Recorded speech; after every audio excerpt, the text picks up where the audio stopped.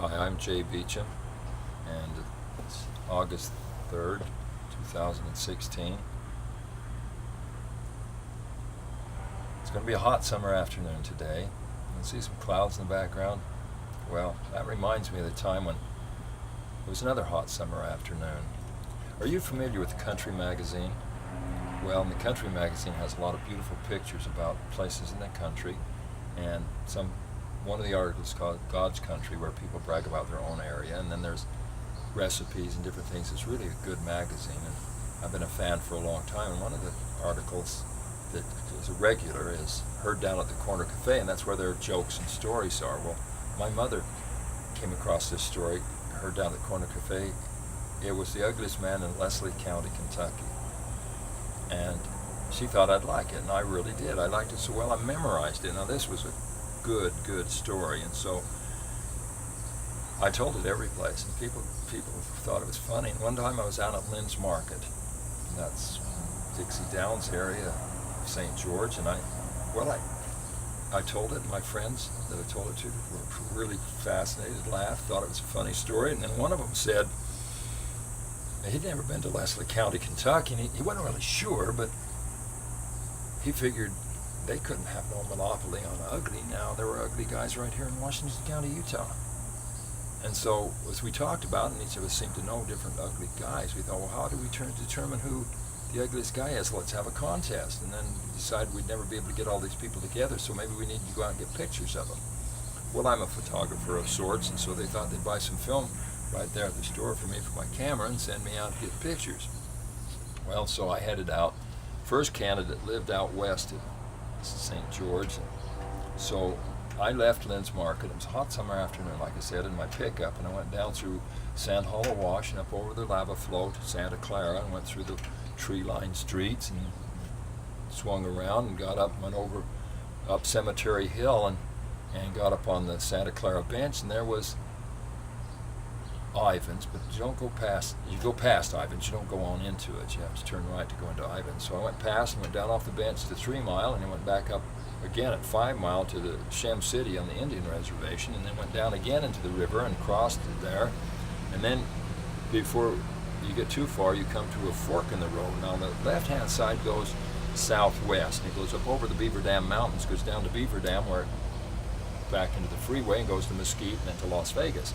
The other side, the right-hand side, turns around, goes under the Shem Dam, and it then turns and goes, and as it turns north to go to the Gunlock Reservoir, there's a road that goes straight west. It's a dirt road, and on the right-hand side there's a horse loading chute corral, and loaded horses there once.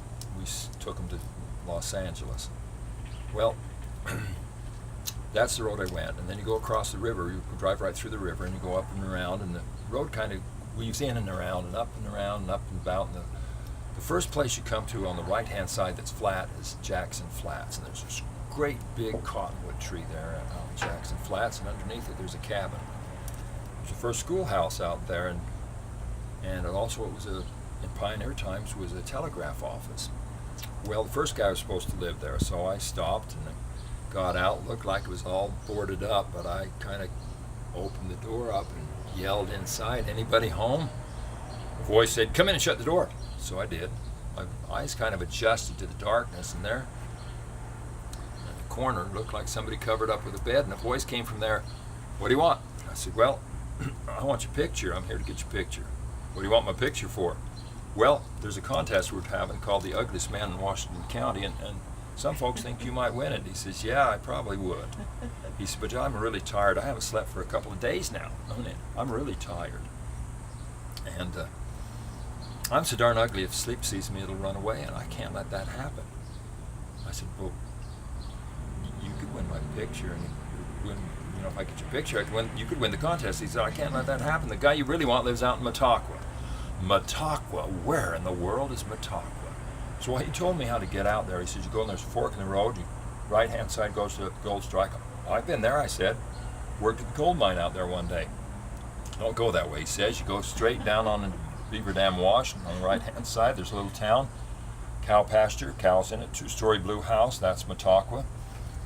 The ugliest man there lives there in that two-story blue house. So I thanked him and I left, and he was right, all right. I got down there and there was a cow pasture, cows in it, two-story blue house.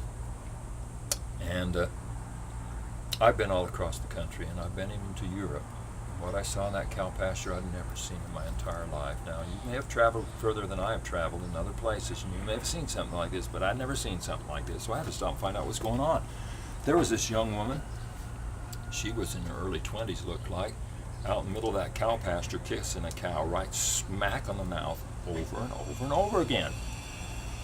So I had to stop and find out what's going on. Pardon me, ma'am, what you doing? Well, I've been married now on 6 weeks now and haven't kissed my old man yet. I'm practicing. Figured I'd kiss a cow, I could kiss dang well anything. Hot dog, I said, he's my man for the Ugliest Man in Washington County contest. She said, no, he's ugly, all right. Went into St. George after a mine accident up here at Gold Strike, getting supplies. Folks took up a collection thinking he's one of the poor accident survivors. He was that ugly. But he ain't home, won't be back for 2 days. Well, what am I supposed to do? I says, I can't come out. I don't have gas money to come out here in my pickup again. I could get a picture today. She says, well, the guy you really want lives down the back of Flat Top Mountain. You mean that mountain out west of Vail? She said, yeah, that's the one. Well, she told me how to get there, so I headed out. I told you it was a hot summer afternoon, and you know those clouds I was telling you about? Big clouds like that, they were getting bigger and bigger and bigger, and they're kind of swelling up. By the time I got back to that fork in the road, they had completely covered the sky. I needed to get there in a hurry. The sun was going down, and I needed to get a picture today, so I took the shortcut up through Gold Strike down to Gunlock. From Gunlock, I went up the river. Then I took off on Slaughter Creek Road, and I went up Slaughter Creek, and it weaves in and around. I got up there, and as I got up there, well, the sun had gone down, and the clouds had completely covered the sky. Thunder and lightning every place, wind blowing crazy, lots of dust. Raindrop every 12 miles or so. You know how it is here in the summer in a windstorm. Supposed rainstorm. Well, I got out the backside of there, and there's an open pit mine there. Up on top of that, above the mine, there's a rock building, a path going up to it, and the guy's supposed to live up there. So I headed up there with my camera. I had my flash ready. Didn't need a flashlight because the lightning was going like every 2 seconds. I mean, it was bright. So I got up there.